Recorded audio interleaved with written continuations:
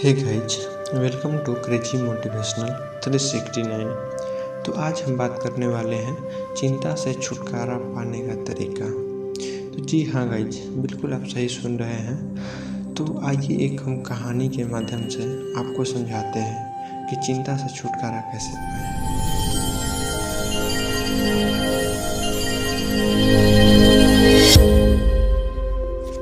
पुराने समय की बात है।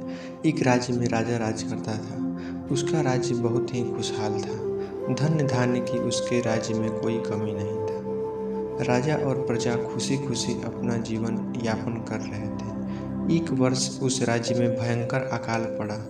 पानी की कमी से फसलें सूख गई। ऐसी स्थिति में किसान राजा को लगान नहीं दे पाए। लगान प्राप्त न होने के कारण राजस्व में कमी आ गया और राजकोष खाली होने लगा। यह देख राजा चिंता में पड़ गया।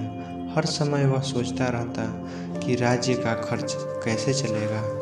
अकाल का समय निकल गया। स्थिति पहले जैसी सामान्य हो गई, किंतु राजा के मन में चिंता घर कर गई। हर समय उसके दिमाग में यही रहता कि राज्य में पुनः अकाल पड़ गया तो क्या होगा। इसके अतिरिक्त भी कई चिंता उसके घेरने लगी।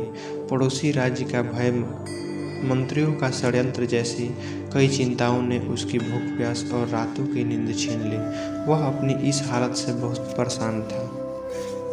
किंतु जब वह राजमहल के मालिक को देखता तो आश्चर्य में पड़ जाता कि दिन भर मेहनत करने के बाद शाम को रूखी सूखी रोटी बनाकर खाता और पेड़ के नीचे बड़े मज़े से सो जाता। कई बार राजा को उससे जलन होने लगी थी।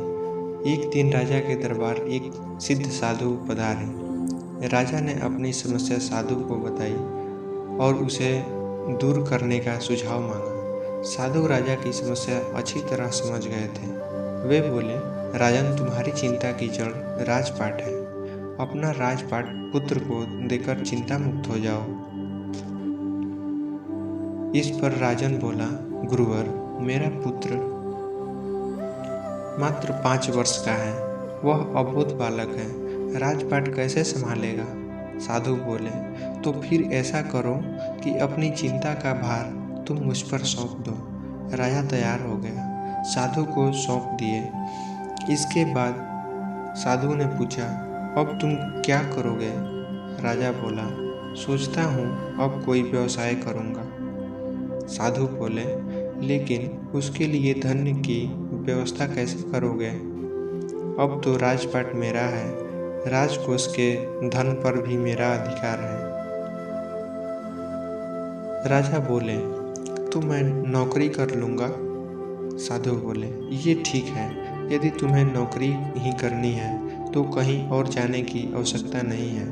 यहीं रहकर नौकरी कर लो। मैं तो साधु हूँ। मैं अपनी कुटिया में रहूँगा।